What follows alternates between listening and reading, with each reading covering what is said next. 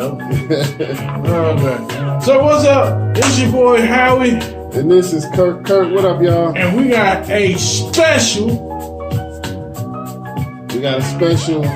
episode. This is going to be our bonus recap episode for 2019 going into 2020. So we're going to bring y'all all the big things that happened this year and just kind of ride that wave, so we can remember. This has been a crazy year. Man. I mean, this has been a roller coaster of stuff going on. So this episode is being produced by my man Van Buren of Vantropolis. We're gonna shout him out because he's helping us with this episode, and he's gonna do this with us in the future as well. You know, we're kind of gonna do a bonus episode each month where we let him produce the episode for us. And so like I said, we just want to recap the year so y'all can remember all the crazy things that happened this year. Let's start with some music. So we had a lot of albums come out, and of course there's more, but what we want to focus on are the albums that were like from those underground artists that you don't hear about on the radio. You know what I mean? So let's start with my man Method Man. He let loose the Meth Lab 2. That was a dope album, man. I mean, from just start to finish. And I don't think he got enough credit for that. When you talk about the Wu-Tang, those guys are legendary. And so he really did his thing. I think he had Havoc from Mobb Deep on there. Shout out to P. Man. Shout out to P. Yeah, rest in peace to Prodigy. He had a lot of good production on there. Havoc produced the song, and I think he rapped on there as well. So I mean, it's just, you can't speak much about that. Another Wu-Tang general we had, Inspector Deck. He dropped the album this year. Actually, he dropped 2 albums. Almost forgot. Whoa. Yeah, he did the compilation album, the Czarface meets Ghostface album. That came out in January. Okay. And then he just released Chamber Number 9 a few months ago, which was his solo project, which I love because, it gets you reminiscent of that Wu-Tang sound. When you think about Chambers, you know what I mean? I think there was a famous line ODB said, Chamber Number 9, verse 32, only thinks about Brooklyn Zoo. So yeah, he called the album Chamber Number 9. We also had another Wu general, Ghostface. He released Ghostface Killers. That was a dope album. You know what I mean? Did you get to hear any of that one? Nah, I ain't got to hear it. You gotta understand how it was on this, was not financially stable. They was just dropping them, you know what I mean? A lot of stuff. So Wu-Tang was heavily represented this year. Dave East, he dropped actually 2 projects this year. Back in January, he did, in July, he did an album called Survival. And then he also got another project called Blanco 2, which is a compilation with him and a few other artists. So that's some dope stuff. So I'm just saying, this is some dope music that's been coming out, and you're not really probably going to hear a lot of these artists on the radio, but they make good music, and you need to go check that out. We also had Nas. He did the Lost Tapes Part 2. Man, are we able to clap that up? Oh man, let's give him some homemade hand claps. I'll skip it and clap button messed up. Yo, because Nas, he's one of those that just makes a lot of songs, and sometimes certain ones don't make the cut. So he said, I want to make an album of those songs that just didn't make the cut before, and people can still appreciate them. So he did a Lost Tapes some years ago, and now he did Lost Tapes 2. And he said he's probably going to do a Lost Tapes 3 because he got some more songs that didn't get released, and he's always throwing extra ones out there. So we had Lil' Kim had the Number 9. Her album was called the Number 9. I didn't really get to hear it, but I always heard good things about it. That dropped a few months ago.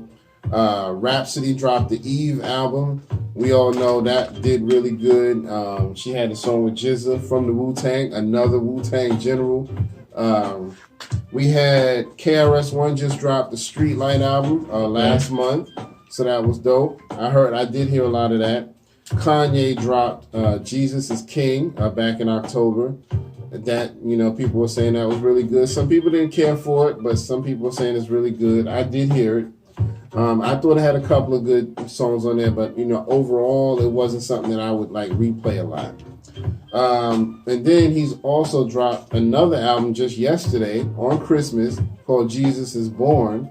So I'm assuming it's going to be, you know, on the same gospel tip. I heard it's got like 19 songs, so, you know, I think that's a good amount of tracks. I mean, you could do a double album with 19 songs, you know what I mean? Man. So then we had one of my favorites, Gangstar. One of the best shit. Yes, sir. Got that in the car now. Right. So he showed that on to the, what was that, the last episode when you showed that? I think it was the episode before last. Yeah, man. So this is classic hip hop, man. Y'all need to get copies of this stuff, man, because if you really are one of those people who say, oh, there's no good hip hop out here, we give it to you all the time, man. And then there's a lot of new artists that we bring to the table. You know what I mean? So, you know, go check them out as well. And then just recently, we also had Sean Price and Little Fame, The Price of Fame. Yeah, I need to get that. Man, I've heard a few songs, and that joint is banging. I mean, it just hits right. The nail is hit right on the head with that one, man, because Sean Price, they gave you those classic beats that you would expect him to be on, a boom bap. And then you got Little Fame. I mean, come on. You cannot go wrong with that. So, and speaking of Sean Price, you know, he going to be on a lyrical breakdown, so you got to look out for that. He always does that, like he got like mush in his mouth. Right. Yo, but yeah, so those are some dope albums that were released this year, so y'all need to be going to check those out. We always try to share their music. You know, we had Styles P, he did SP The GOAT. That was this year. So, did I miss anything? Any other albums? I was going to say, Smith & Wesson this year had the first album in the 7th year. And at their 7th album, we did cover that. And Rhapsody was on that album, too. It was that's Ocean Drive song they got. Oh, yeah. That shit was dope. I forgot about that. Thank you. Almost forgot about that, shit man. was dope. Yeah, so that song was dope, man. But that was so early on in the year, that's what made me forget about it. I think that's why. Yeah. So, yeah, go check out those. We also want to remind you of some dope shows, TV shows, and documentaries that came out this year that support hip-hop. You know, you had Killer Mike. He had The Trigger Warning. That's on Netflix. That was his little docu-series, if you will. That was really interesting, man. It was definitely not what I expected. And when I looked at it, I was pleasantly surprised. I was like, man, this is so dope because he really challenged himself to do certain things. You know what I mean? And I like that about him. You know what I mean? So, like, he had the one where he challenged himself to not buy anything unless it was from a black-owned business, like 100%. Like, even if it was a grocery store and they had to get their food from a black farm and all of that. You know, he did that for like... It was like a whole day. Was it a whole day? No, or 3 days. Yeah, it was 3 days. 2 or 3 days. Yeah, it was 3 days. So, yeah, that's hard. That's hard because there's not a lot of completely black-owned businesses. So, it's a really good docuseries. Y'all need to go back. I might need to revisit that myself. He did his thing on that. Yeah, that episode there really hooked me. Yeah. And it kind of talked about, what our problem is in America. But yeah. Go ahead, continue. But no, that was it for that. We also had the show Hip Hop Evolution also on Netflix. That came out. The season 2 was September. And speaking of Hip Hop Evolution, they're doing a season 4. No, wait a minute. That was season 3. September was season 3, my fault. Season 4 is coming out January next month. Okay. So I'm excited about that because that's a good show for hip hop. We also had Untold Stories of Hip Hop. That's the show with Angie Martinez where she interviews rappers and producers and people behind the scenes of hip hop about things that you would have never known that happened behind the scenes. So that was dope. I thought that was a good concept. We had Rhythm and Flow. That was the competition where it was judges were Cardi B, Chance the Rapper, and T.I. That went really good. Did you get a chance to see that? I haven't checked those out yet, but I'm gonna try to check some of the Netflix shows. It's really good, man. If you watch it straight through, it's really good. Some of the talent that came out of there was really good, and the guy that won, he definitely deserved it. You know what I mean? So he's out trying to promote himself now and get his self going as well. We also had the show Hip Hop Songs That Shook America. That's where they take a certain song and show how that song made a big impact on America as a whole. One episode was Run DMC's Rock Box, because that's where they first really introduced the hip hop and rock and roll together. And then also they had Jesus Walks, the Kanye song that made a big impact on the whole country. So that's a really good show. Well, going back to Run DMC just real quick. Yeah. I mean, a lot of people don't understand. If you work for New York, I mean, kind of like with me, Run DMC was pretty much like your first group that you saw. Man. So I looked up to them dudes, man. Yeah, so that impact on itself, you know what I'm saying? Yeah, as a kid, I mean, they were definitely idolized by me. And it hurt when I heard Jam Master Jay, pass. Yeah, I mean, that hurt. And just that, and then DMC went through his thing with losing his voice for a while. That really hurt. I mean, he still ain't 100% where he can get, raw like he used to, but he's still got it though. Oh yeah. And then we also had 2 joints dropped by Wu-Tang. We had Wu-Tang of Mics and Men. That was their documentary on what was the channel that one was on? I forget. That one was on, I think, Showtime. Yeah, I think that's right. Yeah. Showtime. That was dope. That was early in the year, and that really just showed them behind the scenes, and they told you about their lives. But then we also had the Netflix joint, Wu-Tang and American Hulu. Saga. Yeah, was it Hulu? Yeah, Hulu. My bad. Hulu, no disrespect. Hulu. So that one was dope. I mean, because that had people portraying the Wu-Tang. I can't wait for that. I mean, because The they're still on right. season 1, right? Yeah. They finished up season 1, but we're going to probably get season 2 this coming year, I'm betting. Yeah, I really like the acting on that. I really like, the storytelling and everything on that. So, yeah, definitely can't wait for that one to. Yeah. I'm sure they ain't going to wait too long. I'm willing to bet before 2020 is over, we'll get season 2 of that, because they barely just, cracked the whole story of the Wu in that first season.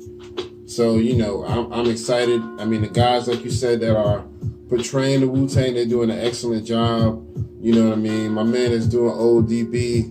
I got to give it up. Yeah, that guy's hilarious. He's doing a great job. Your ass is the moonshot. Right. So they showed him like in the studio when they like recording and all of that, and they really come off like they really the Wu. So it's dope. So yeah, and so that's pretty much it for like shows and documentaries. Did you have any other shows or documentaries that I missed? I think that might have been it for shows. Did we do anything for comedy or anything? We did not. So, man, comedy. We had Dave Chappelle. Sticks and Stones. My man did his thing on that, man. Yes, sir. So he did the thing on that. I got to give it up to him. So that had hit home. What other comedy did we have this year? Anything else? The Bill Burr thing. I thought it was pretty good. Yeah. I thought it was pretty good. Yeah.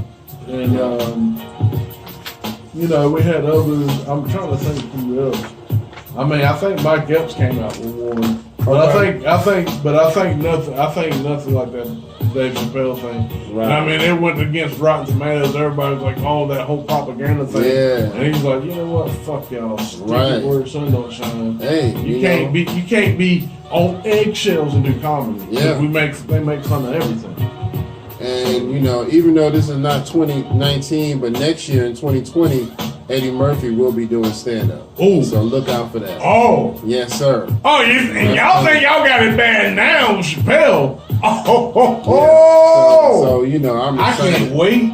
Yeah, man. And wait. Eddie Murphy made his first comeback to Saturday Night Live a week ago, this past Saturday. Yeah, and I'm at to check that. Yeah. How dope was that? He did a great job. He brought all those classic characters back. So you got to see the Mr. Rogers spinoff. You got to see the Gumby. You got to see everything. Trust me. It was well worth it. Lizzo was the musical guest, so she performed. So that was good. So yeah, comedy is always my second love, man. Because anytime if I'm down, you can get a good laugh, man. You got me. You know what I mean? You got me. So, but yeah. So let's talk about some of these big events that happened throughout this year. First of all, we had Juicy Smouye and his shenanigans. Come on.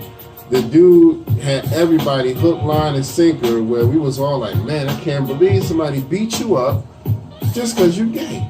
You know what I mean? How dare they? And black. You know, and you know, then it turned around and we found out that, you know, he was pulling a good one over our heads, man. 2 Nigerians that was his cousin. Damn. What are his cousins? Damn. First he was talking about it was some white dudes in MAGA hat. Then we found out them dudes were just as black as they wanted to be. Damn. And they was the ones that ratted him out. They was like, hey, bro, he paid us, man. That faggot nigga for that five. That sound like something that no one was saying. It sound like something that I would say. Right. Exactly. So Juicy Smoothie. And what's funny is when his case got dismissed later on, he was trying to play it up like, yeah, see, told y'all I wasn't lying because they dismissed my case. Nah, nigga, they didn't dismiss it because they thought you was telling the truth. They just decided to let it go. They were just like, okay, let's make him do some community service and make him pay a little fine and, you know, we'll let it go. So if you was completely innocent, you wouldn't have had to do all of that. You know what I mean? So we know what's going on. Then we had Surviving R. Kelly. Man. Lord have mercy. So I'm now, not to get too, you know, not to talk too much, but yeah, I'm just now, me and my girl, we were watching those, man, and I haven't seen the Michael Jackson thing. Yeah. But man, seeing that one, the first episode, you can tell them women's face, they've been through that shit. Yeah, I mean, you know, I mean, it's one thing, you can tell sometimes when there's some women that's on the come up and just trying to, you know, do something for the wrong reason, but for the most part, you can tell this was like real. And R. Kelly, no. I mean, especially after them tapes came out back in the day, and then more tapes came out this year. Right. It's like, dude, come on now. You know what? Because the one from years ago, he was trying to say it was his brother. He was like, first he said, nah, that ain't me. Then later on, it was, oh, well, that's my brother. You know, he just looked a lot like me. We seen your brother. He don't look that much like you, bro. So you're lying. So I really feel bad now. You know, they're supposedly doing another one this year. I think next month in January or February. It's supposed to be another Surviving R. Kelly with more women. So I'm like, dude, you just pissing on everybody? I'm saying, man. He was pissed off, wasn't he? So, all right, we're going to leave the R. Kelly jokes alone. Oh, good. But yeah, so, you know, we also had the Michael Jackson special called Leaving Neverland with the two guys who said that Mike, you know, molested them and did all this inappropriate stuff. Yeah. Right. So we ain't going to spend too much time on that because they were another one. They had you kind of riled up in the beginning. When you see it, you know, they're shedding tears and they're all emotional and, you know, he did this, but then after a while they started coming out showing that there was some inconsistencies with their story, because one of them was saying that Mike was doing something to him. He was like, it happened in this year, like, you know, 80 such and such, 1980 such and such, and we were on the little train that goes around Neverland, but then later on you found out that train station didn't get built until like 5 or 6 years later. Damn! So it was just like, come on now. So y'all had us all believing this shit. Now we finding out you're lying. So, you know, I don't know. I don't believe it. Now, I'm not saying I was there. I'm just telling you, in my opinion, I don't believe it. Thanks. I think them guys was just kind of looking on the come up because there's nothing that, you know, I mean, for one, why would you do this 10 years after this man has died? Yo. He cannot defend himself or anything. So my thing is, don't do that. If he gone, don't do that. You know what I mean? Go to the police, go to whoever you want. If you got proof that he did something, you go to the law enforcement. But this whole documentary making him look like a monster, I don't feel that when the man's been dead for 10 years. I'm not feeling that. And a lot of people saying that they did that on purpose, like they waited because it was some kind of thing that wouldn't get them in trouble by waiting a while. I don't know. But anyway, on to the next. So we had my man 21 Savage. He got deported this year. And we found out he wasn't even from here. Damn. He from over there in the UK. So that was kind of funny to me. I was like, this dude got a voice like he from the South. And been playing that up. Man. And come to find out, he didn't even come here until he was like 12 years old. So when he got here, he was probably saying stuff like that. You know, Cheerios, Sparkle Tea, you know, all that good stuff. But, right. So he got here and just saw how popular the Dirty South was and was like, okay, let me go ahead and change up my little structure a little bit. I mean, I still respect him doing music and making his money. Do your thing. But I'm not really that big of a fan of his music. I ain't gonna lie to you. He kind of grew on me. I'll be honest with you. He grew on me. I hope that, I think, didn't Jay-Z help on his legal fees? Yeah. Hopefully he got back. Yep, So. Jay-Z helped him on his legal fees, and which is cool. I think he helped Meek Mill. He also helped Lil Wayne back when he was going through his legal issues and all of that. So Jay-Z's been one of those behind-the-scenes helpers. I give him a lot of credit for that. Speaking of which, Meek Mill came home. Was it this year? Was that? I think it was 20. Was it 2018 or 19? I think it was this year. It might have been. I can't remember, but you might be right. So that might be one I forgot because my mind was thinking it was 2018, but he's been doing his thing too. I like the music he's been putting out. So and he patched this thing up with Drake. So that was kind of dope. Then Kanye started wearing the MAGA hat. Damn. That was this year. Kanye just started wearing the MAGA hat. Been in the White House. But that's a whole long conversation. We're going to leave Kanye alone for a few minutes. But we had Avengers Endgame this year. Yep. Man, that was big, man, because that made me mad. I was like, it was appropriate because they did kill off a couple of characters. So, if you really want to bring it home, you do have to do that sometime. But I know one thing. Infinity War had me pissed off because I was like, you can't just end this movie like this. You know what I mean? You can't just... But they made a good comeback with Endgame, so I like that. They did a good job. I knew they wasn't going to do that. They knew they had to have certain people back because, especially like... Yeah, there was so many people. Yeah, they were like, oh, Spider-Man, Right. Black Panther. Look, Right. They made too much money off it. Yeah. You really think they're going to let them just die? Right. No. Yeah, I was just wondering how they were doing it, and then they brought Captain Marvel into the whole scenario. She did her thing. Her movie was alright. It was just... He had no ass. Right. Like, See, wasn't that much to look at, but, she did her thing. She was thick. Oh, yeah. And I'm wondering what they're going to do with that, because, in the comic book, at one time, there was a black version of her. Really? Yeah, there was a black chick that took over the role. There was a dude that took over the role at one time. So, it's interesting to see if they're going to go through all of that. So we shall see. What else we had? We had the documentary When They See Us about the Central Park 5. Yeah, that was... That really hit home for me because that's, where I'm from. And I used to live right across the street from Central Park. So just to know that I was playing in that same area where this happened. And I didn't think twice about it. Me and my brother was probably like 6. He's 3 years older than me, so he'd have been maybe 9, through those years. You know what I mean? 6, 7, 8, 9. We would just go over there, even though our parents would tell us, don't go over there, it's dangerous. We're like, we don't know what you're talking about. We just want to go have fun. So, my dad would go to work, and it was like right across the street. So we would go, and we were all over Central Park, going like miles into Central Park, because that's a park that goes for miles. I mean, it goes from 110th Street all the way down to 59th Street in order. 110th, 109, 108, 107, all the way down to 59th Street. So that's a huge park. And you can't look at a picture of the Manhattan without seeing Central Park. You know what I mean? So, but that movie, that documentary hit home, because them dudes, from what they went through, going to jail and having to go through this just to get exonerated, that really hit home. You know what I mean? What did you think about it? You saw it too, right? Yeah, I saw the whole thing, man. And definitely it was... Shout out to the actor that played Corey Rise, because he played all the parts. Right. He played him being 16, him being, 17. Right. And then him actually being like 30-something. Like, that was the same dude. And, that was awesome. Yeah, man. He did a good job, too. One of them, I think it's the Hispanic dude, is dating somebody famous now. Oh, really? Yeah, the Hispanic one, the real one, not the one from the movie. Yeah. The real one in real life. He's dating somebody famous. I can't remember who, but it's a female, I think, in the acting game. So I have to look that up. Hey, that's how you do that. Yeah. So Steve Harvey got fired twice this year. That was kind of funny. It was like, damn, dude, how you get fired?